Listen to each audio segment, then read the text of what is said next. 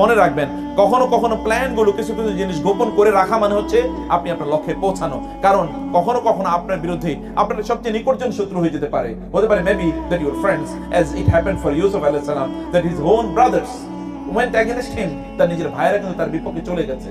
এরকম হতে পারে। ইউসুফ আলাইহিস সালামের ভাইয়েরা কি করেছেন? তারা যখন শুনেছেন তার এরকম একটা সম্ভাবনা আছে, তখন তারা তাকে হত্যা করার জন্য পরিকল্পনা করেছেন। মানুষকে কেবল ফিজিক্যালি মারা যায়, মানুষ তো স্পিরিচুয়ালি আরো অনেক অনেক অনেক আগে মারা যায়। ইউসুফ আলাইহিস সালাম ভাইয়েরা তাকে হত্যা করার জন্য কূপে নিক্ষেপ করেছে। লোকেরা তাকে এসে কিনে নিয়ে গেল, ওই যে মিশরের লোকেরা, এবং তাকে গিয়ে বাজারে তারা বিক্রি করে দিল। আজিজে মিশর তাকে কিনে নিয়ে গেল। আজিজে মিশরের স্ত্রীর কাছে নিয়ে গিয়ে বলল, এই ছেলেটাকে আমি কিনে নিয়ে এসেছি, খুবই সুন্দর, ওকে প্রয়োজনে আমরা আমাদের ছেলেও বানাতে পারবো, আমাদের ছেলে হিসেবে গ্রহণ করতে পারবো তাকে। ইউসুফ আলাইহিস সালাম একবার কিন্তু বলেন নাই, তোমরা কি জানো আমি নবীর ছেলে? তোমরা কি জানো আমি কিন্তু অমুকের ছেলে? তোমরা কি জানো আমি কিন্তু এই যুগের নবীর ছেলে? তোমরা আমাকে কৃতদাস মনে করছো, তোমরা আমাকে হত্যা করতে চাচ্ছ, তোমরা আমাকে বাজারে বিক্রি করছো, তোমরা আমাকে এরকম কাজের লোকের মতো করে ব্যবহার করো। তুমি জানো, তুমি কি জানো আমাকে? এরকম একবারই তিনি বলেন নাই। Allegation is very negative. আপনার একটা লক্ষ্য আছে, ওই লক্ষ্য পানে আপনাকে ছুটে চলতে হবে। আপনার নবী কতবার এলিগেশন করেছেন? যখন তাকে লোকেরা হত্যা করতে চাইলো, তখন তিনি বলেন নাই আল্লাহ এদেরকে ধ্বংস করে দাও। তায়েফের লোকেরা যখন তাকে রক্তাক্ত করেছে, তিনি বলেন নাই এদেরকে ধ্বংস করে দাও। তখন পাহাড়ে ফেরেশতা এসে বলেছেন, আল্লাহ আমাদেরকে পাঠিয়েছেন আপনার কাছ থেকে অনুমতি নেওয়ার জন্য, যে এদের উপর এই পাহাড়কে ফেলে দিয়ে এদেরকে ধ্বংস করে দেওয়ার জন্য। তিনি বলেন নাই, তিনি বলেছেন বরং আমি ওয়া ইন্নী লা আরজু আন ইউখরিজাল্লাহু মিন আসলাবিহিম মান ইয়াবুদুল্লাহ ওয়াহদা, বরং আমি আশা করছি আল্লাহ তাআলা এদের পরবর্তী প্রজন্মকে এমন বানাবেন যারা কেবল আল্লাহর ইবাদত করবে। কি পজিটিভ মেন্টালিটি, কি অসাধারণ পজিটিভ মেন্টালিটি। অভিযোগ নাই, কারণ তিনি জানেন তার লক্ষ্য কি, তার উদ্দেশ্য কি। আমরা তো এখন কম দামে বিক্রি হয়ে যায়। বাঙালিরা তো বিশেষ করে গ্রাম অঞ্চলে দেখেছি ভোটের সময় 1 কাপ চা এর মাধ্যমে মানুষ বিক্রি হয়ে যায়। এই যে আপনাদের যে এত উত্থান এবং এত অভ্যুত্থান অথবা বিপ্লব, এখন দেখেন কিছু লোক টাকার কাছে বিক্রি হয়ে যাইতেছে মনে হচ্ছে। আমার কাছে খুব দুঃখজনক মনে হয়, অনেক কিছু দেখলে খুব খারাপ লাগে। জানি না internet what is happening, but still মনে হচ্ছে this people are being sold out. কারো কারো হয়তো সোল্ড আউট হয়ে যাচ্ছে, এবং কিছু কিছু লোক দেখি সব কিছুতে অবজেকশন জানায়, ওইটা কেন, ওইটা কেন, ওইটা হলো, ওইটা ইত্যকার। তাদের লক্ষ্য কি, উদ্দেশ্য কি, তাও আমরা বুঝি না। প্রিয় ভাইয়েরা, অবজেকশন, অ্যালিগেশন এগুলো কম রাখতে হবে। সফল মানুষরা কোনোদিন অবজেকশন, অ্যালিগেশন নিয়ে পেছনে তারা সময় কাটায় না, যেমনি ভাবে ইউসুফ আলাইহিস সালাম কাটাননি, বরং তার লক্ষ্য পানে তিনি এগিয়ে গিয়েছেন। তিনি তো স্বপ্নে দেখেছেন, তিনি জানেন যে লক্ষ্য কি, কোথায় গিয়ে ঠেকতে হবে, এবং ওইখানে তিনি তার জীবনের অথবা একজন ইয়াং ম্যান জীবনের সবচেয়ে বড় যে ফিতনা, এই ফিতনার মধ্যে তিনি সেখানে পড়েছিলেন। কিন্তু ইউসুফ আলাইহিস সালাম তিনি তার নিজেকে কিভাবে বাঁচিয়েছেন দেখেন তো। ইউসুফ আলাইহিস সালামকে দরজা বন্ধ করে সবচেয়ে সুদর্শন নারী, সবচেয়ে ক্ষমতাশালী নারী এবং সবচেয়ে অর্থবিত্তশালী নারী, এবং ঘরের মধ্যে অনেক বেশি স্ট্রং, তিনি বলেছেন মাআযাল্লাহ, আল্লাহ আমার একমাত্র আশ্রয়স্থল। একথা তিনি বলে এরপরে বললেন রব্বিস সিজনু আহাব্বু ইলাইয়া মিম্মা ইয়াদউনানি ইলাইহি, আল্লাহ আমাকে তুমি প্রয়োজনে কারাগারে নাও, তারপরে এদের থেকে তুমি আমাকে বাঁচাও।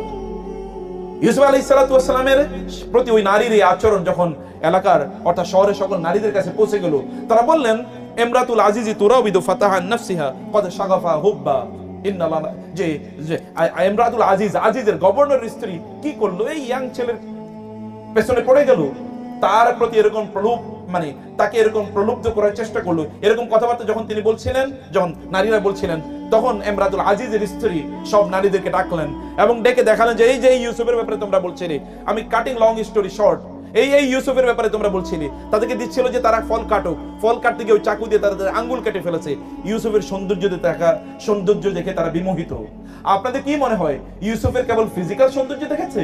নো, ইউসুফের হাঁটার ভঙ্গি, তার কথা বলার ভঙ্গি, তার চাহনি এবং তার জামা কাপড়ের অথবা তার ড্রেস কোড, এগুলো সবকিছু নারীদেরকে বিমোহিত করেছে। মনে রাখবেন, আপনারা পুরুষরা একজন নারীর সাদা চামড়া দেখলে আকৃষ্ট হয়ে যান, কিন্তু নারীরা সাদা চামড়ার প্রতি আকৃষ্ট হয় না।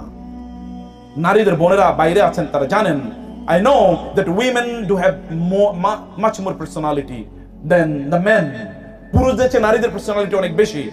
নারীরা একজন পার্সোনালিটি ওয়ালা পুরুষকে কামনা করে, প্রত্যাশা করে, ভালোবাসে, চায় তার স্বামী এরকম হোক অথবা তার ভবিষ্যৎ মানুষটি এরকম হোক, তার পার্সোনালিটি আছে, এটা তারা চায়। কেবল চামড়া সাদার দিকে তাকায় না। আমরা পুরুষরা তো চামড়া সাদা হইলে এ কি আসলে মানে কোথাকার হিন্দু, বৌদ্ধ, খ্রিস্টান, ইহুদি, নাসারা কিচ্ছু তাকায় না। চামড়া সাদা তো এবার আমি কাইতে হয়ে পড়ে গেছি। পরিস্থিতিটা এরকম না?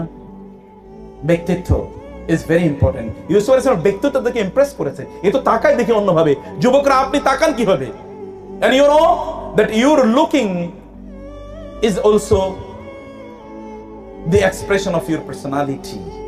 আপনার তাকানোটাও আপনার পার্সোনালিটিকে ডিফাইন করে। আপনি কিভাবে তাকান, আপনি কিভাবে হাঁটেন, এটা ডিফাইন করে, ব্যক্তিত্ব ডিফাইন করে। ইউসুফ আলাইহিস সালাম ব্যক্তিত্ব তাদেরকে এইভাবে অনুপ্রাণিত এবং উদ্বুদ্ধ করেছে। ইউসুফ আলাইহিস সালাম জেলে চলে গেলেন। জেলে গিয়ে তিনি কি বসেছিলেন? জেলে গিয়ে কেবল হাউতাস আমি কেন এরকম নো নো, জেলে তিনি তার মিশনে ছিলেন। তিনি ওইখানকার লোকজনকে তিনি দাওয়াত দিচ্ছেন, আরবাবু মুতাফাররিকুনা খায়র আমিল্লাহিল ওয়াহিদুল কাহ্হার। এখনকার যুবকরা যারা বিশ্ববিদ্যালয়ে পড়ে, আপনাকে কি দাওয়াতি কাজ করতে হবে না? আপনাকে দাওয়াতি কাজ করতে হবে। বিশাল একটা ক্রাইসিস। কেন কেবলমাত্র দূর থেকে শেখদেরকে আনতে হবে? You can become your own sheikh, or you can become the sheikh of your own campus. আপনি ক্যাম্পাসে শেখ হন, ছোট ছোট হালাকা করুন, এবং যুবকদেরকে বলবো যে আপনারা ইসলামিক সোসাইটি তৈরি করুন, বিভিন্ন সেমিনার, সিম্পোজিয়াম, স্টাডি সার্কেল আপনারা তৈরি করুন, অথবা ইউরোপের মতো MSM অথবা MSA, মুসলিম স্টুডেন্টস অ্যাসোসিয়েশন, এরকম অ্যাসোসিয়েশনে যেই কোনো একটা অ্যাসোসিয়েশনের সাথে সম্পৃক্ত থাকুন। একা একা ভালো থাকা যায় না, ইটস ভেরি ডিফিকাল্ট। একটা অ্যাসোসিয়েশনের সাথে সম্পৃক্ত থাকুন এবং এর মাধ্যমে কিছু দাওয়াতি কাজ করুন। মনে রাখবেন, আপনি যে সুযোগ পেয়েছেন, এই সুযোগ আগামী 50 বছরে নাও আর পেতে পারেন। এই সুযোগ হাতছাড়া হয়ে গেলে খবর আছে। অতএব এটাকে ধরে রাখার দায়িত্ব আপনাদের। এটাকে ধরে, এই যে বিশাল উন্মুক্ত মাঠে, ময়দানে আপনারা ইসলামিক কনফারেন্স করছেন, আমি মনে হয় দেখতে পাচ্ছি যে ইউরোপের মতো ঘটনা ঘটতেছে। সুবহানাল্লাহ। এবং আপনি জানেন ইউরোপে এই জাতীয় কনফারেন্সের কারণে ইউরোপের স্ট্যাটিস্টিক্স হচ্ছে, প্রেডিকশন হচ্ছে যে ইউরোপে এই সিস্টেমে যদি চলে তাহলে 2050-তে ইউরোপের অধিকাংশ দেশ মুসলিম মেজরিটি দেশে পরিণত হবে। ওদের প্রেডিকশন, এবং ওই কারণে ওরা প্রচন্ড আতঙ্কিত। এবং the same I can see the scenario. এবং বিশ্বাস করুন, আল্লাহর কসম, গত 16 বছরে বাংলাদেশে ইসলামকে দমিয়ে রাখার জন্য যত আয়োজন চলেছিল, গত 3 মাসে আল্লাহ সুবহানাহু ওয়া তাআলা তার চেয়ে 10 গুণ বেশি আয়োজন করে দিয়েছেন। এই যে আপনাদের এই আয়োজনই তার প্রকাশ। এখানে কি পরিমাণ, আমার মনে হচ্ছে যেন সব আল্লাহওয়ালা। আর আপনার সত্যি করতে ইয়াংরা তো এতটুকু আল্লাহর ইবাদত করলে তার আল্লাহওয়ালা, আল্লাহর ওলি হয়ে যায়। ওলি হয়ে যাওয়া সম্ভব। প্রিয় ভাইরা এবং বোনেরা, আমি সেই জন্য আপনাদেরকে বলবো যে এখানে ফিতনা পূর্ণ একটা জীবন এখানে আছে, কিন্তু এটাই সবচেয়ে প্রোডাক্টিভ। আপনাদের মুসলিমদের বিশ্ববিদ্যালয়গুলোর, ওই সময় যে বিশ্ববিদ্যালয়গুলো ছিল, সেগুলোর দিকে যদি আপনি তাকান, তাহলে আপনি দেখবেন একই জায়গা থেকে একদিকে ইবনে খালদুন তৈরি হয়েছে, একদিকে একই জায়গা থেকে ইবনে রুশ তৈরি হয়েছে, সোশ্যাল সায়েন্টিস্ট, পলিটিক্যাল সায়েন্টিস্ট, অথবা হার্ড সায়েন্টিস্ট, আমরা যদি সায়েন্টিস্টের কথা বলি, ফিজিসিস্ট, কেমিস্ট, অথবা যদি আমরা বলি বায়োলজিস্ট, সেখান থেকে তৈরি হয়েছে। ম্যাথমেটিশিয়ান তৈরি হয়েছে, আল খাওয়ারিজম যেখান থেকে এসছে, ওইখান থেকে ইমাম বুখারী এসছে। From the same environment, under the same roof, in the same syllabus তারা পড়েছে, একই এনভায়রনমেন্টে তারা পড়েছে, একই শেখদের কাছে পড়েছে। আপনি যদি ওই ইউরোপের তৎকালীন ইউরোপে, মানে তৎকালীন মুসলিম আন্দালুসিয়া এর কথা যদি আপনি বলেন, যেখানে আজকের এই নেটওয়ার্কের মতো এরকম একক কর্ডোবাতে কেবলমাত্র 78 ওয়ার্ল্ড ক্লাস ইউনিভার্সিটি ছিল, কেবল একটা সিটিতে 78 ওয়ার্ল্ড ক্লাস ইউনিভার্সিটি ছিল, যেখান থেকে এরকম অ্যাস্ট্রোনমার তৈরি হয়েছে। যখন ইউরোপিয়ানরা তারা জঙ্গলে বসবাস করে, তখন মুসলমানরা বিশাল টেলিস্কোপ নিয়ে তারা মহাকাশের তারকা গণনা করে। তখন তাদের নাসায় মুসলমানরা বসে কাজ করে, আর ওরা তখন জঙ্গলে তাদের জীবনাতিপাত করছে। এরকম একটা সময় আপনারা ছিলেন, আপনাদের ওই গোল্ডেন টাইম আছে। এই পৃথিবীর প্রথম সায়েন্টিফিক এরা, প্রথম educational revolution and renaissance, cultural renaissance তো আপনাদের পূর্বপুরুষদের হাতে হয়েছে, আর আপনাদের রক্ত তো সেখানে প্রবাহিত। রক্ত 14 জেনারেশন পরে হলেও আগের রক্তের কাজ করে। আগের রক্তে 14 জেনারেশনও যদি কোনো ভালো লোক থেকে থাকে, কোনো বুদ্ধিজীবী থেকে থাকে, কোনো সায়েন্টিস্ট থেকে থাকে, 14 জেনারেশন পরে হলেও ওই রক্তে আল্লাহ সুবহানাহু ওয়া তাআলা আরেকজন ব্যক্তির এরকম জন্ম দিয়ে দেবেন, সৃষ্টি করে দেবেন। যেমনি ভাবে ইব্রাহিম আলাইহিস সালাতু ওয়াস সালামের ছেলে ইসমাইল আলাইহিস সালাতু ওয়াস সালামের কত কত পরের জেনারেশনে এসে একজন নবী এসেছেন, সেই নবী হচ্ছেন মানবতার শ্রেষ্ঠ দূত, সাইয়্যিদুল মুরসালিন ওয়াল আম্বিয়া, নবীদের সরদার, মানবতার সরদার, আল্লাহর শ্রেষ্ঠতম সৃষ্টি মুহাম্মদুর রাসূলুল্লাহ সাল্লাল্লাহু আলাইহি সাল্লাম।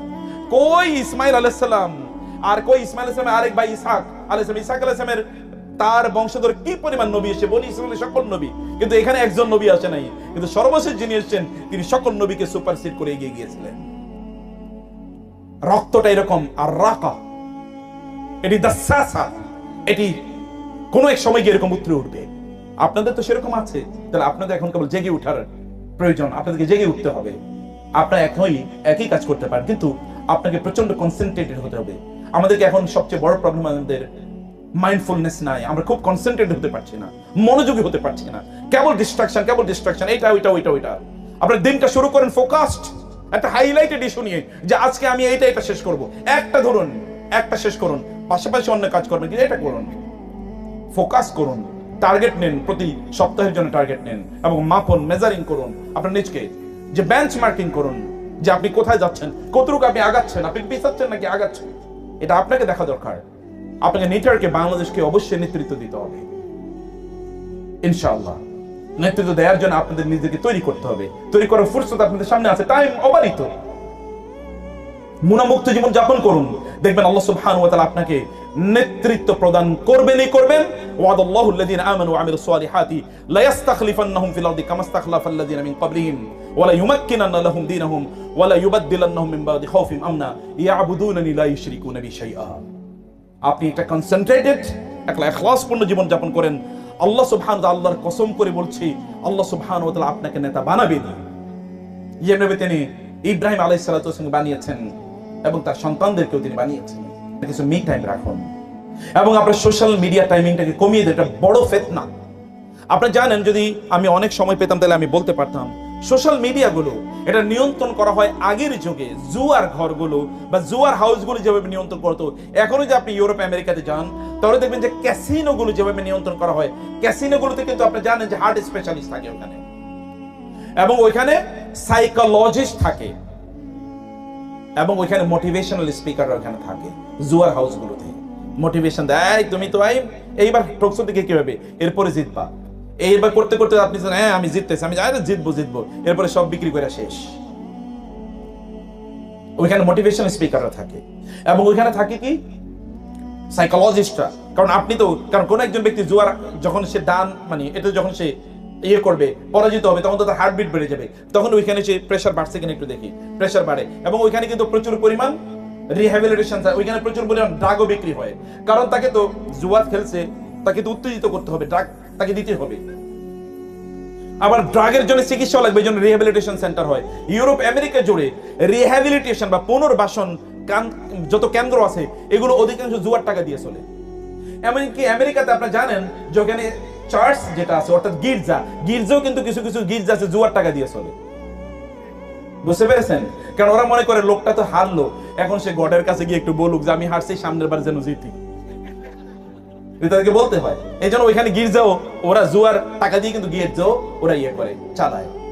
এখন ওই যে ওরা জুয়ার হাউসগুলো চালানোর জন্য, যেমন ওইখানে ধরেন আপনার সাইকোলজিস্ট নিয়োগ করে, অথবা এখানে মোটিভেশনাল ইত্যাদি হাবিজাবি নিয়োগ করে, ঠিক তেমনি ভাবে এখন আমাদের এই সোশ্যাল মিডিয়াকে নিয়ন্ত্রণ করার জন্য এখানে কিন্তু এই যে অ্যালগরিদম যেটা দেওয়া হয়, এটা তো সাইকোলজিস্টদের মাধ্যমে একটা প্রেসক্রাইবড একটা ফর্মুলা, যেভাবে চলতে হবে। এবং এটা কিন্তু আপনি কিন্তু এখানে ডুবে যান। এবং কখনো কখনো এরকম হয়, আমারও এরকম হয়, যে আমি কোনো একটা শব্দের অর্থ দেখার জন্য হয়তোবা আমি মোবাইলটা হাতে নিয়েছি, কিন্তু 1 ঘন্টা পরে মনে হলো আমি কি জন্য যেন হাতে নিয়েছিলাম, মনে নেই। It happens. এবং আপনাদের মনে হয় এটা ঘটে না, তাই না? আলহামদুলিল্লাহ। ইয়া রব, সোশ্যাল মিডিয়া টাইমিংটাকে কার্টেল করতে হবে, কাট ইট, প্রোডাক্টিভিটি বাড়াতে হবে। আমি মোটিভেশন স্পিকারদের প্রোডাক্টিভিটির কথা বলছি না, আমি বলছি জেনুইনলি আপনার প্রোডাক্টিভিটি, কোথায় আপনার সময়টা যায়, কোথায় কাটান আপনার সময়টা, সেটা আপনাকে দেখতে হবে। এগুলো বোঝা দরকার, এগুলো আপনার ভাবা দরকার। এবং এর সাথে সাথে আপনাকে নিশ্চয়ই বড় স্কলার যারা আছেন তাদের সাথে একটু কানেক্টেড হওয়া দরকার। এখন তো টিকটকের মধ্যে আমরা ঢুকে যাই, টিকটক ওয়ার্ল্ড, কিন্তু ওই দিকে আমাদের সময়গুলো, ওই যে আফিম যেটা বলেছি, এটা কিন্তু আমাদের সময় নষ্ট করি। তবে আপনার তথাকথিত সোশ্যাল মিডিয়া যেটা ভয়াবহভাবে আনসোশ্যাল করে দেয়, আপনাকে এখান থেকে টাইম কাটেল করতে হবে। তার টাইমটা আপনাকে প্রোডাক্টিভলি ইনভেস্ট করা দরকার। এটা আমাদের বড় একটা প্রবলেম, টাইম ম্যানেজমেন্ট আমাদের নাই, যে আপনি টাইম কিভাবে কাটাবেন। আপনি বলুন তো, আপনার সকাল থেকে কি করেন আপনার when you start your day, এটা বড় প্রবলেম যুবকদের। আল্লাহ সুবহানাহু ওয়া তাআলা রাত দিয়েছেন কি জন্য বলেন তো? ঘুমানোর জন্য। আর দিন দিয়েছেন কি কারণে? আমরা ঘুমাই কখন? অধিকাংশ তো ঘুমাই দিনে। ওই যে বলছে সুবহানাল্লাহ, আল্লাহর নিজামকে কেউ যদি উল্টিয়ে দেয়, কিয়ামত হলে ওই ব্যক্তি কোনোদিন সফল হতে পারবে না, কিয়ামত হলেও না। আপনার নবী কি করেছেন? তিনি আর্লি এশার নামাজের পর আল মুসামারা চ্যাটিং এটাকে তিনি নিষিদ্ধ করেছেন। এশার নামাজের আগে ঘুমানো, মাগরিব থেকে এশার নামাজে এইটুকু সময় ঘুমানোকে রাসূল প্রচন্ড অপছন্দ করতেন। ফজরের পরে তিনি ঘুমানোকে প্রচন্ড অপছন্দ করতেন। আপনি রিজিক কিভাবে পাবেন? পৃথিবীর সবচেয়ে এখন সেকুলার ম্যাটেরিয়াল পার্সপেক্টিভ থেকে যে সকল ব্যক্তিরা সফল, তাদের জীবনী পড়ে দেখেন তো কে ফজরের পরে বা সকালবেলা ঘুমায়? আপনি একজন খুঁজে পাবেন কিনা? পাবেন না একজনকে খুঁজে। সকালবেলা আপনি কিভাবে, how do you spend your time while sleeping? In the very morning when the provisions are distributed, the arzak, the rizq is distributed among the people, যখন আল্লাহ তাআলা রিজিক গুলো ডিস্ট্রিবিউশন করে দেন, আপনি পাখির মতো হতে পারলেন না কমপক্ষে। পাখি তো ভোরবেলা উঠে, অথবা বনের জঙ্গলের প্রাণীগুলো কিন্তু কোনোদিন সকালবেলা ঘুমায় না। আপনি কেন সকালবেলা ঘুমান? আপনি শরীর, আমাদের যুবকদের, এখন তো যুবকরা আমরা ভিডিও গেমে প্রচুর পরিমাণ সন্ত্রাসীদেরকে মারি, কিন্তু এরপরে 1000 সন্ত্রাসীকে আপনি রাতের বেলা মারলেন। আপনি যখন এবার ঘুমাতে যাবেন, একটু মুখটা ধুবেন অথবা ব্রাশ করবেন, টয়লেটে ঢুকে দেখেন যে একটা তেলাপোকা, মা তেলাপোকা বাঁচাও, এর মধ্যে কিন্তু 1000 সন্ত্রাসীকে মেরে ফেলছে। আপনি ফিজিক্যালি কতটা শক্তিশালী বলেন? কতটা শক্তিশালী আপনি হয়েছেন? ফিজিক্যালি আপনি শক্তিশালী হন নাই। ফিজিক্যালি শক্তিশালী হতে হলে আপনার রাসূল কি বলেছেন? যুবকদেরকে কি বলেছেন? তোমরা তীর মারা শেখো, ঘোড়ায় ওঠা শেখো, তোমরা সাঁতার করা শেখো। এগুলো আপনাকে শিখতে হবে। শারীরিকভাবে শক্তিশালী একজন ইমানদার আল্লাহর কাছে শারীরিকভাবে দুর্বল ইমানদারের চেয়ে অনেক অনেক প্রিয়। কারণ আপনার শরীর যদি সুস্থ না থাকে, তাহলে আপনি কিভাবে যুদ্ধ করবেন? শয়তানের বিরুদ্ধে ওমর রাদিয়াল্লাহু তাআলার বংশধর তো আপনি, আপনাদের শরীরে তো ওমরের রক্ত আছে। ওমর রাদিয়াল্লাহু তাআলাকে দেখে শয়তান অন্য রাস্তায় গিয়ে পালিয়ে চলে যেত, আর আমাদেরকে দেখলে বলে, oh my close friend is coming, আসো আসো আসো, হাগিং ইউ। তাই না? শয়তানের জন্য আপনাকে, শয়তান তো শত্রু, অতএব ওর সাথে শত্রুতা তৈরি করা দরকার। জাযাকুমুল্লাহ খায়ের। মহান আল্লাহ সুবহানাহু ওয়া তাআলা আমাদেরকে সত্যিকার অর্থে উম্মার শ্রেষ্ঠতম সন্তান হওয়ার তৌফিক দান করুন। আল্লাহুম্মা আমিন। টাইমগুলো যেন আমরা সত্যি করতে সঠিকভাবে ব্যয় করতে পারি। ভাইয়েরা, 1 মাস একটা রুটিন মোতাবেক টাইম ব্যয় করেন, সকাল থেকে শুরু করে রাত পর্যন্ত, একেবারে ক্যালকুলেটেড। দেখুন কোথায় আপনার সময় যায়। and you see me after 1 month and you will see the revolution has started in your life. 1 মাস করে দেখেন, 1 মাস পরে আপনার জীবনে আপনি বিপ্লব ফিল করতে পারবেন ইনশাআল্লাহ। জাযাকুমুল্লাহ খায়ের। আল্লাহ সুবহানাহু ওয়া তাআলা আমাদের আজকের আয়োজনটাকে কবুল করে নিন, এবং আল্লাহ সুবহানাহু ওয়া তাআলা আমরা যেন উম্মার এই ক্রাইসিস যেন আমাদের নিজেকে আমরা তৈরি করতে পারি, সেই তৌফিক দান করুন। আল্লাহুম্মা আমিন। হাযা সাল্লাল্লাহু সুবহানাহু ওয়া তাআলা নবিয়ানা মুহাম্মদ ওয়া আলা আলিহি ওয়া সাহবিহি আজমাইন। সুবহানাকাল্লাহুম্মা ওয়া বিহামদিকা আশহাদু আল্লা ইলাহা ইল্লা আনতা আস্তাগফিরুকা ওয়া আতুবু ইলাইক। ওয়া আসসালামু আলাইকুম ওয়া রাহমাতুল্লাহি ওয়া বারাকাতুহু।